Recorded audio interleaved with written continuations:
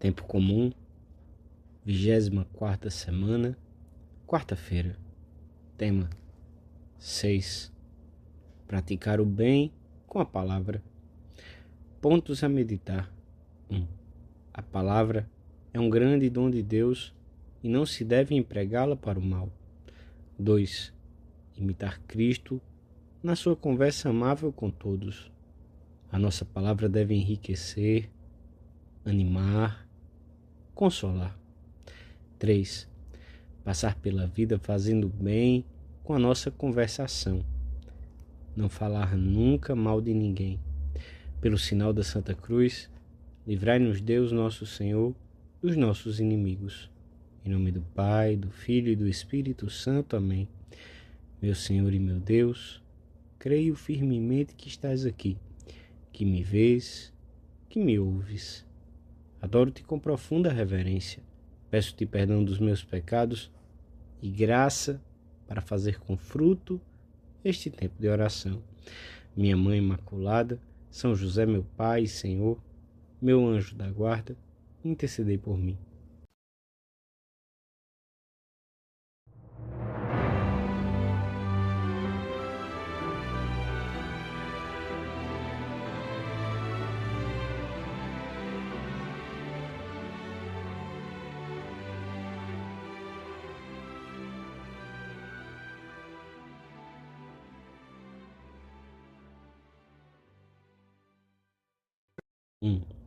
Aludindo a alguma canção popular ou alguma brincadeira dos meninos hebreus da época, Jesus censura os que interpretam distorcidamente os seus ensinamentos.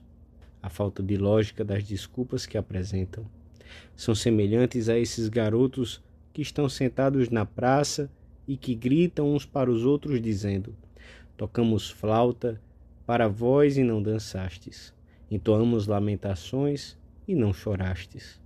A seguir, o Senhor transmite-nos o que alguns comentavam de São João Batista e dele mesmo.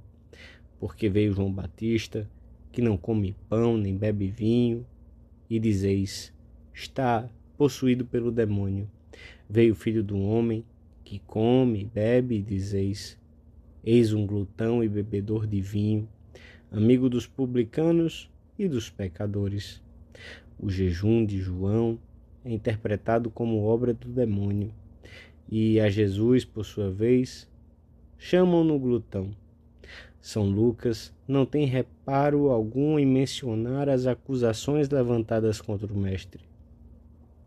Logicamente, a sabedoria divina manifesta-se de maneira diferente em João e em Jesus. João prepara o conhecimento do mistério divino mediante a penitência. Jesus, perfeito Deus e perfeito homem, é portador da salvação, da alegria e da paz. Por um caminho ou por outro, comenta São João Crisóstomo, deveria ter vindo a parar no reino dos céus. O Senhor termina assim esta breve passagem do Evangelho que lemos na missa de hoje. Mas a sabedoria foi justificada por todos os seus filhos. No entanto, muitos fariseus e doutores da lei não souberam descobrir essa sabedoria que lhes chegava. Ao invés de cantarem a glória de Deus que tinham diante dos olhos, serviram-se das suas palavras para se entregarem à maledicência, tergiversando o que viam e ouviam. Os seus olhos não viam as maravilhas que se realizavam diante deles, e os seus corações estavam fechados para o bem. Como eram diferentes aquelas outras pessoas a quem o Senhor tinha tantas vezes de impor silêncio, porque ainda não chegara a hora da sua manifestação pública. E quando ela chega, estando já próxima à paixão, toda a multidão dos seus discípulos começou alegremente a louvar a Deus em altas vozes por todas as maravilhas que tinham visto, dizendo: bendito o Rei que vem em nome do Senhor, paz no céu e glória nas alturas. Alguns fariseus pediram a Jesus que os fizesse calar, mas ele respondeu: digo-vos que, se eles se calarem, gritarão as pedras. A palavra é um grande dom de Deus, que nos deve servir para cantar os seus louvores e para fazer sempre o bem, nunca o mal.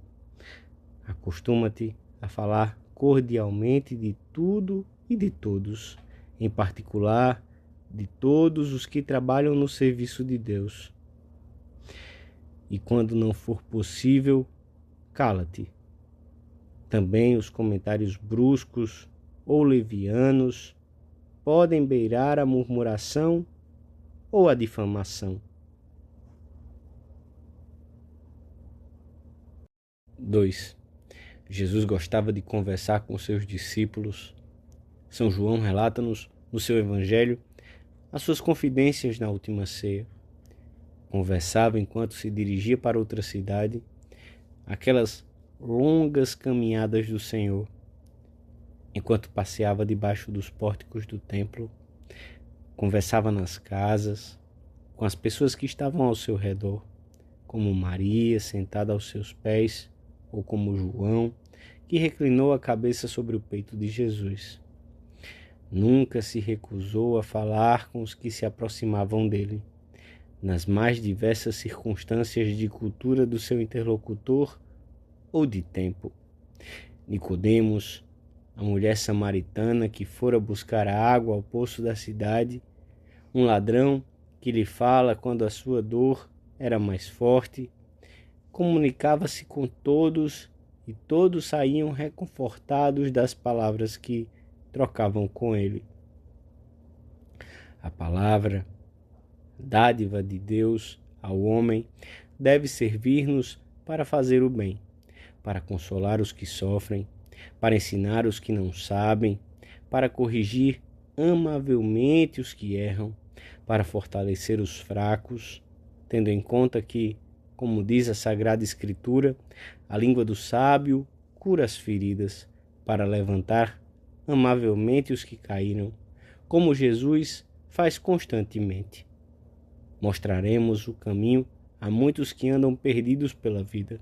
Recordo-me de que certa vez, relata um bom escritor, andávamos perdidos nos Pirineus ao meio-dia pelas altas solidões. De repente, envolto no gritar do vento, ouvimos um som de guizos e os nossos olhos alvoraçados, pouco acostumados a aquelas grandezas, tardaram muito em descobrir uma manada de cavalos que pastava lá embaixo, num raro verdor. Para lá nos dirigimos esperançosos. Pedimos orientação ao homem que parecia de pedra, e ele, movendo os olhos no seu rosto estático, levantou lentamente o braço apontando vagamente para um atalho e mexeu os lábios. No meio das atroadoras rajadas de vento que afogavam toda a voz, apenas sobrenadavam duas palavras que o pastor repetia obstinadamente. Aquele canal, essas eram as suas palavras, e apontava vagamente naquela direção para o alto. Como eram belas as duas palavras gravemente ditas contra o vento. Aquele canal. O canal era o caminho, o canal por onde desciam as águas das neves derretidas. E não era um qualquer, mas aquele canal, que o homem distinguia bem dentre todos pela fisionomia especial e própria que tinha para ele. Era aquele canal. Vedes? Para mim, isto é falar, enriquecer, orientar, animar, alegrar, consolar, tornar amável o caminho. Descubro também que a minha pessoa se enriquece através da conversação, porque possuir sólidas convicções é belo, mas mais belo ainda é poder comunicá-las e vê-las compartilhadas e apreciadas por outras. Muitas das pessoas que nos rodeiam andam perdidas no seu pessimismo, na ignorância, na falta de sentido daquilo que fazem. As nossas palavras, sempre animadoras, hão de indicar a muitos os caminhos que levam à alegria, à paz, ao descobrimento da própria vocação. Por aquele canal, por aquele caminho, encontra-se a Deus. E muitos encontrarão Cristo nessas confidências normais, cheias de sentido positivo, que teremos oportunidade de manter no meio da vida corrente de todos os dias.